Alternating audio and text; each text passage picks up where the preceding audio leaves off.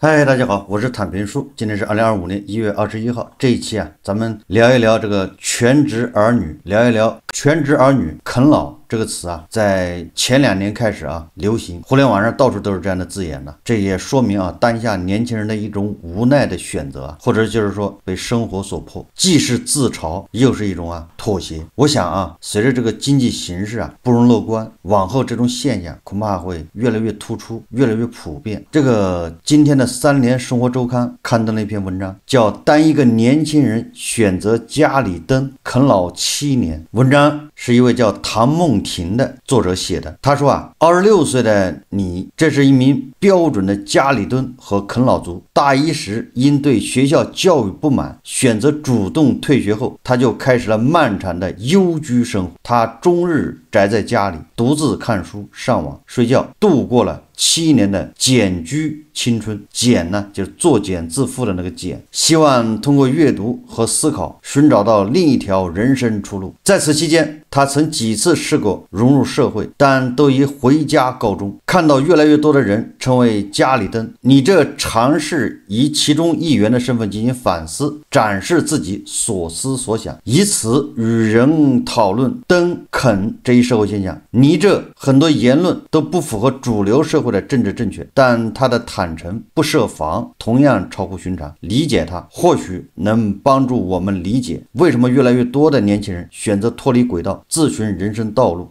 文章通过介绍一位叫倪哲这么一位年轻人，他的这个当了7年的啃老族之后所思所想，我们通过这个文章来看一看年轻人对吧，他们是怎么想的。退学和成为家里蹲。他说我现在每天睡到中午起床，就是叫倪哲的这个年轻人吃外卖或者母亲做好的饭，每天主要就是看书、看影视和上网。看书也没有什么特别的计划，偏好文史哲，最近在看近现代史，希望理解当代中国如何演变至今。上网主要是浏览社会新闻，刷刷豆瓣。我喜欢在豆瓣和朋友圈发表自己对于生活和社会现象的评论，期待和网友交流，不过有时收不到回复，随缘。他说我晚上常常会出门去附近公园转一圈，我不会和路上的行人交流，也不同阿猫阿狗玩，就是纯粹的散步。待在家里是很轻松，但久了会出现精神上的烦闷和肉体上的松弛，需要出去散散心，并且适当的锻炼，然后再回来继续舒服的蹲几天。有时看完一本书、一部电影，会觉得我不想再看了。这种孤独感可能类似于你们和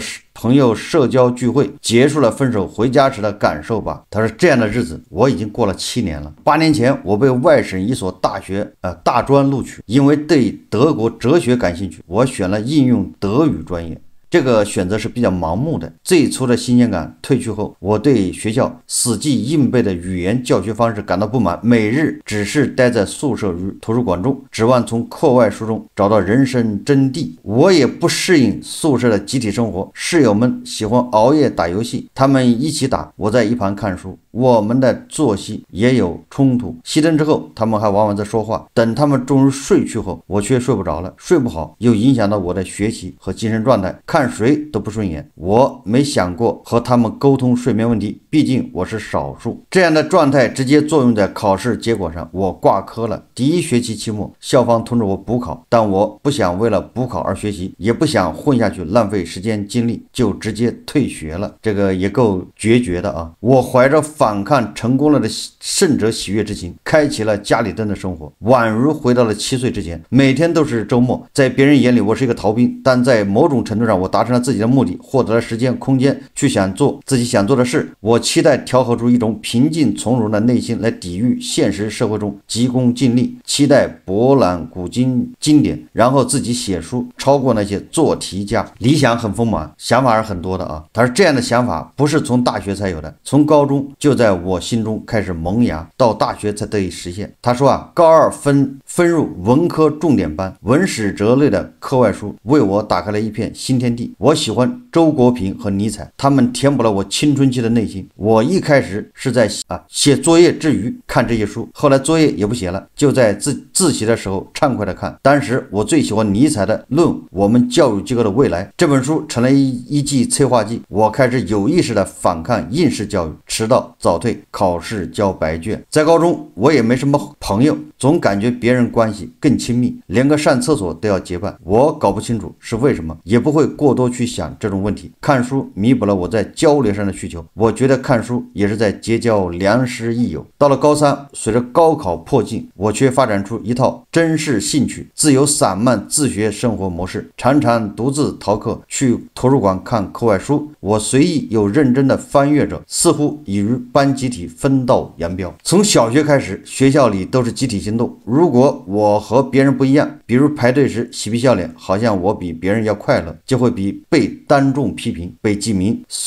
即便如此，我的个性并未被彻底扼杀。比起高分和名校、金钱与面子，我更珍重自由和兴趣。而我身上还剩多少创造力，以及人生的意义究竟是什么？对当时的我而言，追问这些问题比任何考试都重要。我在社会化上的失败似乎就此注定了。作者说他初中、高中、大学时期已经跟班集体跟这个社会格格不入，对吧？在崇尚集体的这个年代和崇尚集体的这个环境里面，他已经喜欢独行，独来独往。这个作者谈到了他的原生家庭，他说我大一退学后和家人的关系很僵，母亲喜欢通过歇斯底里发泄情绪，他们无法理解我的退学和自学理论，我曾试图向他们解释，但后来放弃了这种努力。再后来因为疫情，家里蹲似乎有了一个合理的理由，因为看不惯我成天在家，以前父母3天2头同我吵一次，但随着时间的推移，现在完全不吵了，他们妥协了。他说我觉得这种安逸懒散的习性跟从小到大没吃什么苦有关。我在苏北的县城长大，儿时父母都供职于体制内，生活比较优越。小时候父母送我去各种兴趣班，我总是半途而废。比如我喜欢画画，常常边看奥特曼边画怪兽。我喜欢自由的画，不想去绘画班学技法，他们也没有强迫我去学到底。说8岁时父亲失业，母亲和他离了婚，父亲之后外出打工，他曾对我说想去做生意，但10几年过去了，这只是句空头话。他习惯于体制内的优越和安逸，虽不满当下的处境，但是缺乏主动突破的勇气和才干。母亲前几年退休了，但不满足于退休金，所以又找了份工作。小时候我曾对他说长大后要给他买大大的房子住，他十分喜欢，似乎当了真。现在他不时还会生动地回忆起我幼时的样子，提起我说过的童言。虽然家道中落，但是父母始终对我有着深厚的溺爱，我在生活上也就一直依赖着他们。我并非要将自己为人所不耻的等蹲啃行为完全归责于家庭，但这无疑是我的起点。从小没有为了掌握某些特长而下苦功的经历，长大后我也成了一个笨拙的人，不擅长技巧性和团队性活动，同时也热爱自由散漫。但是因为不满自己的现状，父母曾将改善生活的希望寄托在我身上，期待我能够像亲友同事家的子女一样考上大学，在大城市工作安家，然后将他们接过去带儿孙。可他们从未料到我连基本的进入社会自食其力都拒绝承担。我也没有统计过我现在每月要花多少钱，反正有什么开销最终都是由母亲支付的。父亲偶尔抱怨我不懂事，说不指望我给他养老，但总的来说我们算是和解了，可以平静的同桌用餐。这里的和解不是建立在相互理解的基础上，而是因为爱和宽容。但是这种宽容在很多人看来是纵容，他们对于我的将来是担忧的。目前只好以我健康平安的活着这一现状来获得基本的安慰。作为家里蹲，可以睡饱觉，不用看见可憎的面孔，可以不去做我不想做的事，这是一种自由。他说当然这样的自由存在局限性，毕竟家里的钱并不多，所以我在开销上比较节制。之前母亲试过不给我钱，让我出去找工作，我就去父亲那里住了一段时间。过了几年，渐渐的蹲的日子变了味儿，终日只是泛滥无所归的读读写写，自学也缺少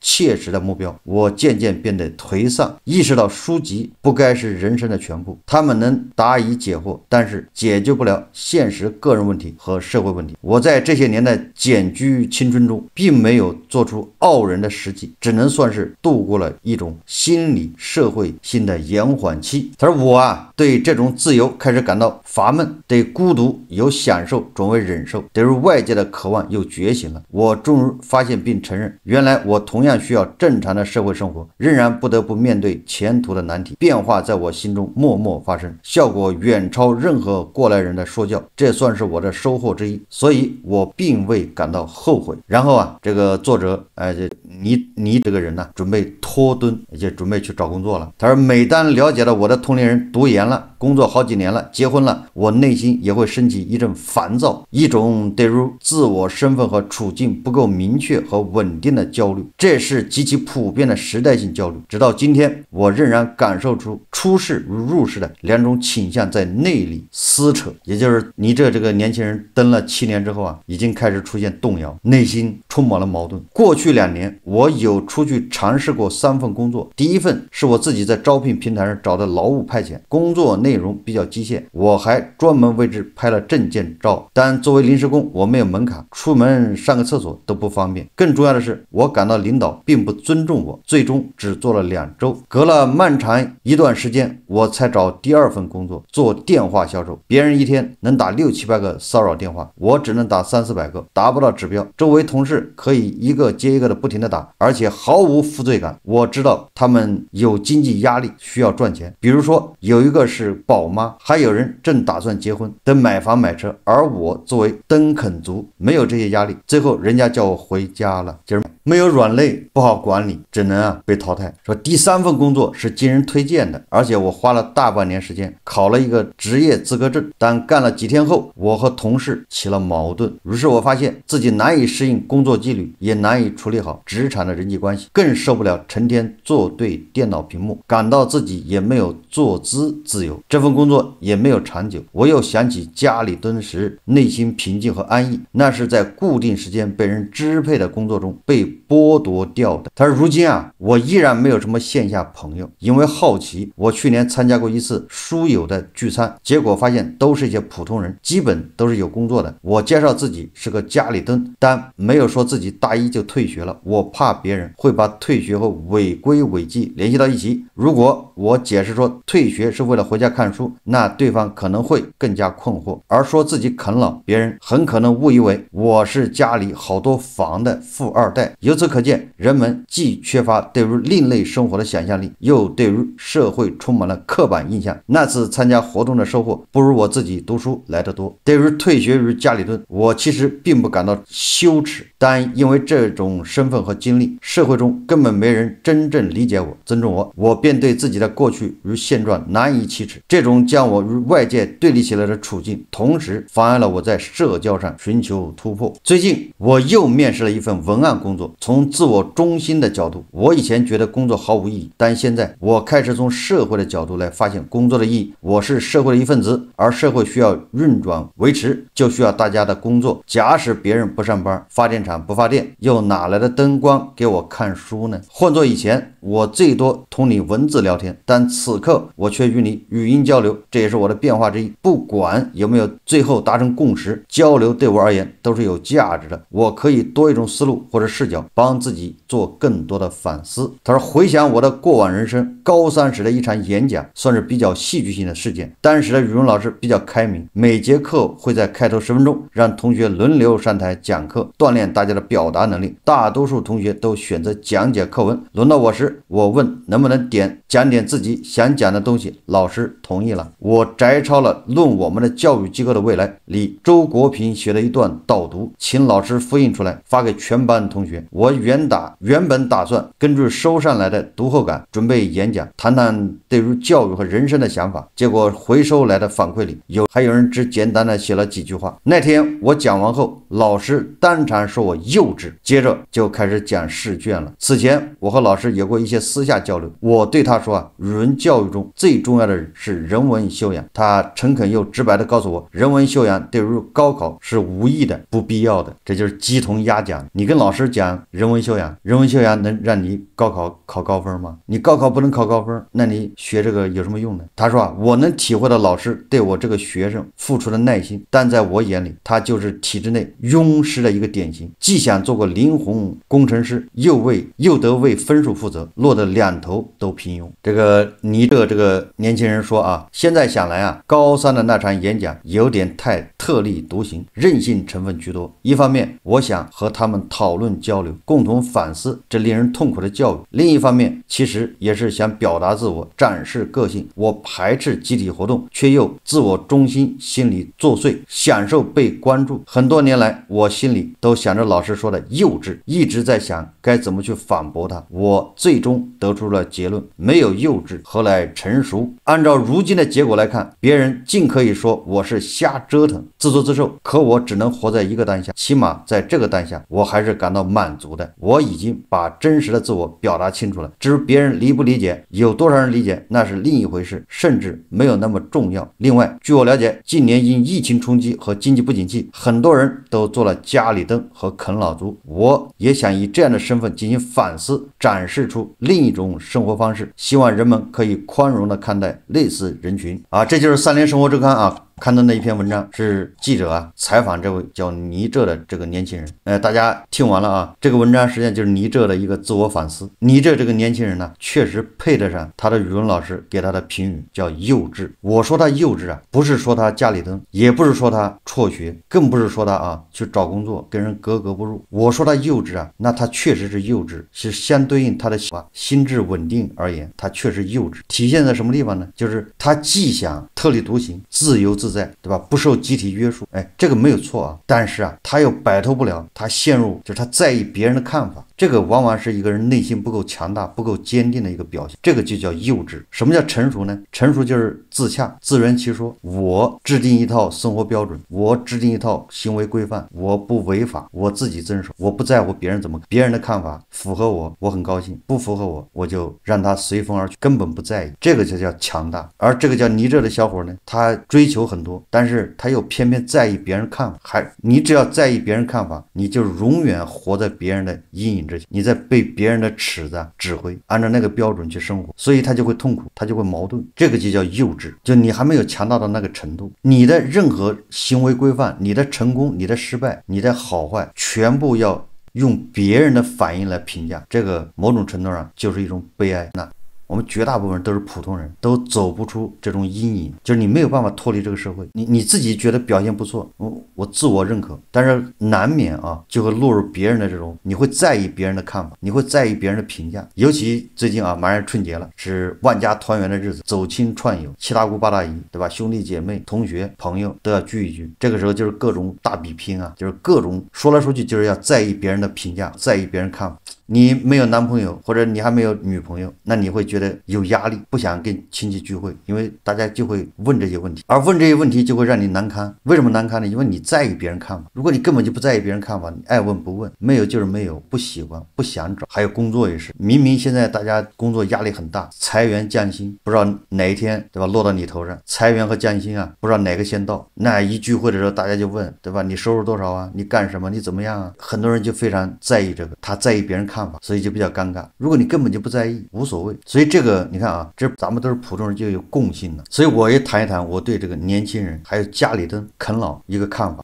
有很多人是排斥这种做法，认为啃老家里蹲无所事事就是个废柴，一个年轻人应该努力让自己适应这个社会。这种说法我是不反对的啊，我是提倡因人而异。就如果你是不愿意，对吧，待在家里面，你想工作，你想通过工作改变你的生活，改善你的条件，对吧？你想想这样想那样，那你就得努力，就是你不能一方面想要一个优越的生活，想要什么样的一个财富，完了你也不想努力，不想付出，这种只能说你叫异想天开，对吧？如果你选择了安逸的生活，你说我就是个普通人，我就想平平安安，那也没错啊，那你就不要抱怨说在单位混得不好，领导排挤你，对吧？也要裁你，也要给你降薪，得不到重用，就是你要选择一条路，你要坚定的去走，对吧？你选什么样的路，你就要做什么样的努力。哎，如果你说我就不想做那些俗事啊，赚钱，反正人生就是短短几十年，最后都是要完蛋。你赚再多的钱，什么财富，最后都是灰飞烟灭，对吧？生不带来，死不带走，一毛钱都不输入你，对吧？你即便到时候把它带成把它金砖，对吧？还有玉器、古董，你把它带到坟墓里去，那也不是你的。这种盗墓贼啊，还可以把你偷走呢。哎，如果你要这种观点，觉得这些东西财富无所谓，我愿意平平淡淡，对吧？我就在家里待着，这个没毛病啊。你只要能待得下去，你去读书、看电影，你去思索人生啊，这个我觉得非常好。这个就像过去的那个苦行僧一样，动不动找个山洞往里一待，他一待干什么呢？他不就是供养吗？就是家里灯。你这个是家里灯，灯在自己家里面，父母供养你。那些和尚、那些什么道士待在个山洞里面，那是附近的那个信众或者村民供养他，对吧？隔三差五的送点吃的放那儿洞口，这也是一种供养。那这些人跑那个洞里干什么呢？不就是面壁吗？不就是思考？不就是所谓的开悟吗？他也是人生，这叫自我修行啊。所以年轻人你要能做到这点也可以啊，没毛病啊。你自己坐在家里面去开悟，思索人生，人这一辈子到底为什么活着，有什么意义，对吧？你从哪里来，要去哪里去？我们要知道我们选择，你选择哪条路，你要做哪条路的准备，对吧？如果你是选择的是在家里，你要自由的阅读，自己看书，自己思考，这个没有问题，那你就得耐得住寂寞，耐得住这种平静，你不要在乎跟人，对吧？去交流不交流的。你看这个尼这小伙跑去参加一个读书会，他的思想活动还那么多，他在乎别人看法。我要说我在啃老，他们是不是怎么看我？我要说我是辍学在家读书，哎，他们又怎么看我？他完全是在乎别人看法。那他这个就不叫强大，也不叫特立独行，他这属于一种叫逃避，就是一种失败者逃避啊，对吧？如果你内心强大，你是以这个为傲，对吧？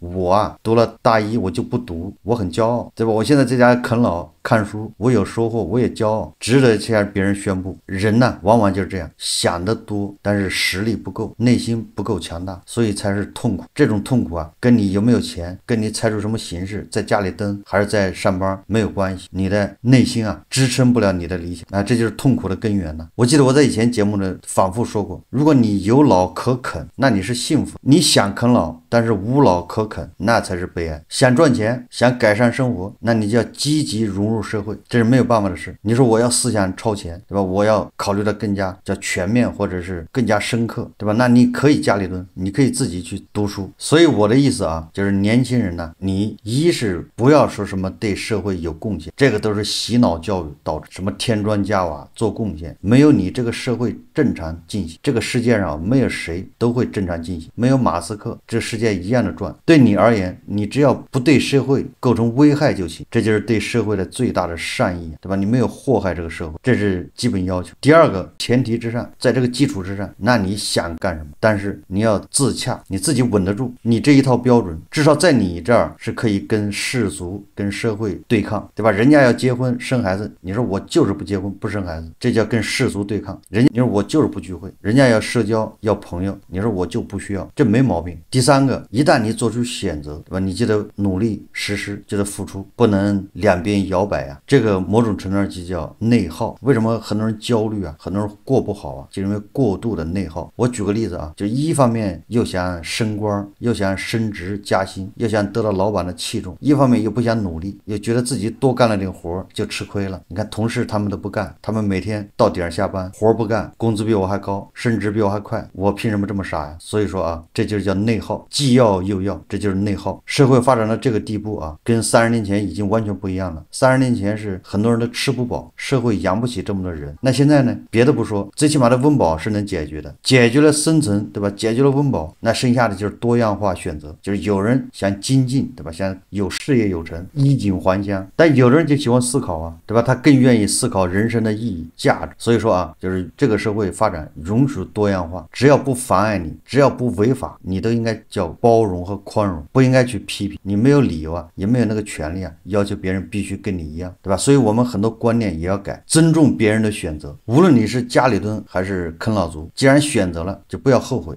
所以从这个意义上来说啊，实际上就没有真正的躺平一族啊，因为你躺不平，你即便是家里蹲啃老，你好像是没有付出，好像是躺平了，实际上你躺不平，因为内心要强大，这个内心强大，内核稳定，你要付出的更多。好，这期节目我们就聊到这里，感谢大家收看。如果喜欢我的节目，欢迎订阅转发，也可以在下方留言评论，谢谢大家。